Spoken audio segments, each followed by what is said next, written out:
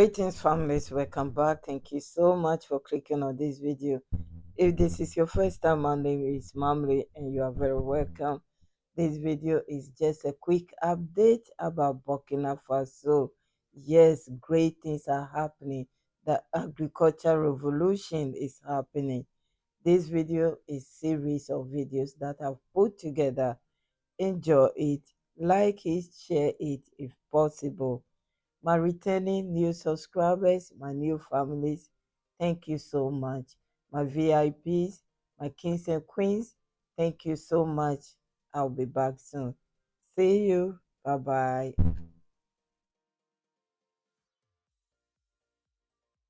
You will recall that on May 6, His Excellency the President of the FACO handed over agricultural equipment and machinery worth almost €78 billion to the rural world, as part of a process already underway to strengthen the rural sector's contribution to our development.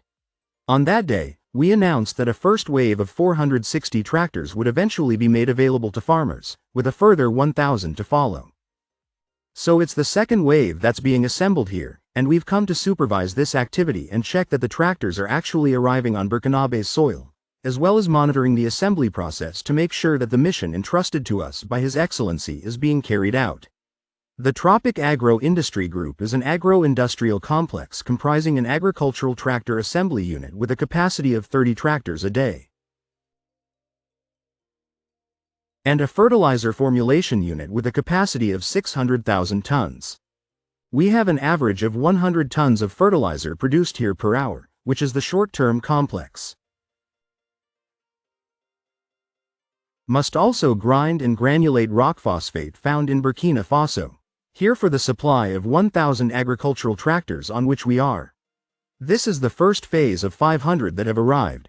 The minister came to see for himself how the tractors are assembled because, as you well know, we have an agreement with the government to install an assembly line for agricultural tractors.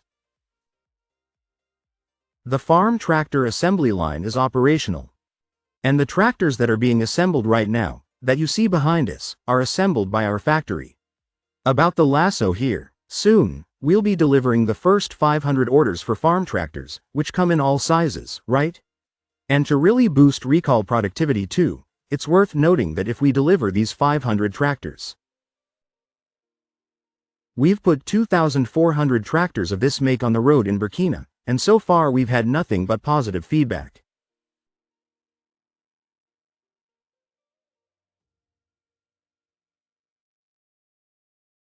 Within associations, training courses under the heading of life production. And then we had training courses. How to cultivate the bed to increase yields.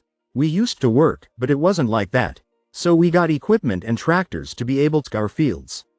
We've had discussions with equipment stores to enable us to conserve, and then with applicators to enable us to apply fertilizers to bedding fields. And then we've had training courses on composting. It helps a lot. We have to wait for a week to negotiate someone to come to ***, but since we're the ones in charge, we do our program our way. We manage to provide something, our yields, the quantity that our processor wants to work with a network of producers who are our suppliers of raw materials. These producers have been supported for years. And to formalize into a cooperative and subsequently into a union of 9 cooperatives that deliver rice to us every season. So, within the framework of the PACT project, we have received a great deal of support, not only in terms of studies and investment, but also in terms of training and investment, which is the big prize. We have benefited from several investments to strengthen our capacities. And at the road, the invert that leads to the factory there, and that was realized and at least repaired, and now back in shape. Our administrative building has also benefited from support for its extension. We've benefited from a 3 cubic borehole, which allows us to have water on site. We've also benefited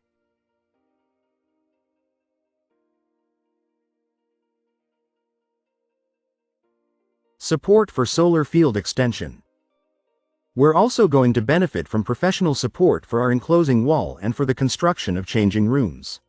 But we started with a small 10-ton machine. Later, we acquired another 30-ton machine. We also operate with a current staff of 14. In the beginning, there were only 4 of us.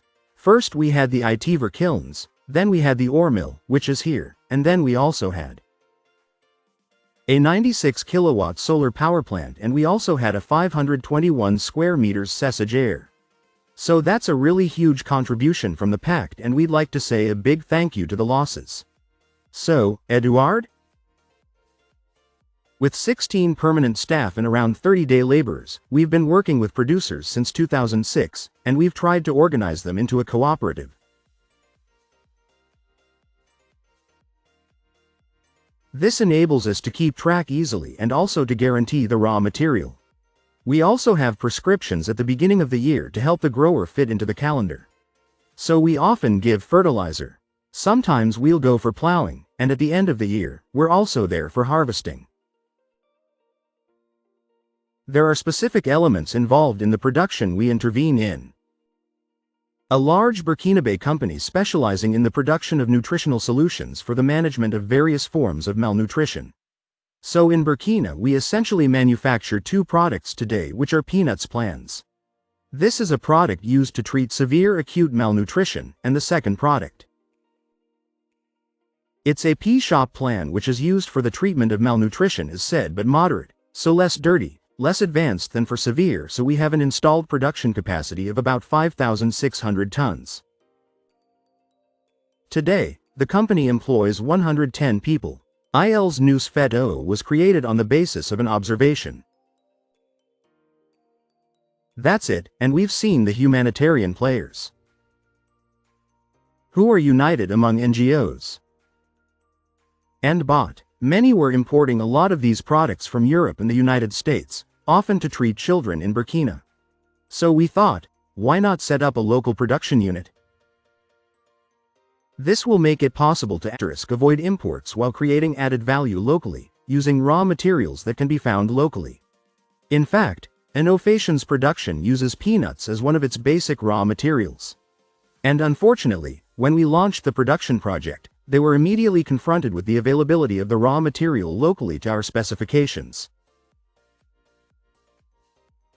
The products we make must meet the same standards as those made in the United States or France, as the end goal is children suffering from malnutrition.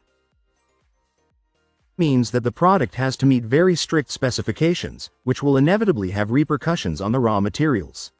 In the case of peanuts, the risk parameter was flatoxin. So we had to find peanuts with an acceptable level of inflatoxin. And at the time, INAO tried to buy peanuts on the market with cooperatives like that. But we were faced with a dilemma because we were buying raw materials that didn't meet our standards.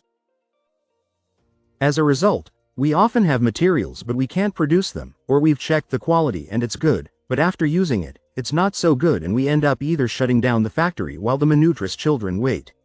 So that's what really militated in favor of the choice to go for imported acid in the first instance. And then Argentina. But as I said, as a Burkinabe company, we were determined to be able to buy all the raw materials we could find locally, and we slowly came round to the idea of working with key players. This is to help us raise eyebrows with peanuts. It has to be said that we were able to start a first phase with INRA. It's important to point this out in the whole program. And then there's also the support of the pact, which has been very, very important, because with the pact, what's been interesting is really all the support, the subsidies. This has also helped our producers and cooperatives to really improve their capacities. Here's to getting our supplies there. All the subsidies for the construction of the stores, that's it. And also the purchase of husking machines. Frederick, when we started with the Tuskil plan, we were faced with difficulties because we buy shelled peanuts. That's it. We immediately realized that it was very difficult to mobilize shelled peanuts, and many cooperative producers were immediately selling their peanuts on the market, because these cooperatives had no storage capacity. On the one hand, they didn't have the means to shell peanuts according to contractual schedules. So just by helping them to buy husking machines and build warehouses, we've really been able to solve this problem. I think that also showed these cooperatives that we're really in a win-win situation. And that motivated them to respect us. This made it easier for them to meet their contractual commitments. So in the case of Faso too, we've benefited from many points. Another case in point, I think you've seen a security access system at the entrance, because by the way, this is another way of being FSC 22000 certified, and so one of the requirements of this standard is to ensure crowd defense and lightning fraud. So there you have it. Securing access to our site and production unit was also an important point. So I think that thanks to the PACT project, we've been able to make just such an investment, and beyond that, there's more. Via the program we increased our production capacity via the installation of an additional line which enabled us to increase our production capacity by 25%, from 4,200 to 5,600 tons. So there you have it, what do you call it? Here's the quality office extinction. We started in the technopools. And right away, we were confronted with space problems, including bio problems. We started out with a team of 7 employees. Today, we're 110, which means that we've also had to carry out extension work. And one of the PACT's subsidies helped create additional offices for the quality team. Initially, cooperatives had constraints. The cooperative had limitations. There was no storage capacity, and it was difficult to deliver shelled root because very often what happened was that the growers shelled by hand, whereas we sign contracts with cooperatives that revolve around, let's say, the root. 102,100,300 tons. So shelling 100 tons by hand. As you can see, it's difficult, but with a shelling machine you can immediately improve shelling and more. The cooperative keeps the stock on hand. To shell out more, there's the risk of selling elsewhere. Take money to finance campaigns. After being told to store for a long time. Then you end up with archives that have been sold through other channels, so it's been very important at this level. I think we've now worked with 5 cooperatives, and in all these 5 cooperatives, there are around 3,800 producers, mainly women. Think we have more than 65% today. We don't cover 100% of our needs at first. We've got ascites, we've got to say why. There are other clear constraints, but then as we said, we started the program not too long ago and it's getting better every year. In any case, our ambition is to be able to care 100% locally with local agility. Yes, that was our best agriculture minister. The video he's talking about the tractors is on the channel, so you can look for it and listen to it. It's wonderful. It's a lot of tractors, and they keep giving. This is business. It's not democracy. I will see you soon. Bye bye, families. Enjoy your day and stay blessed.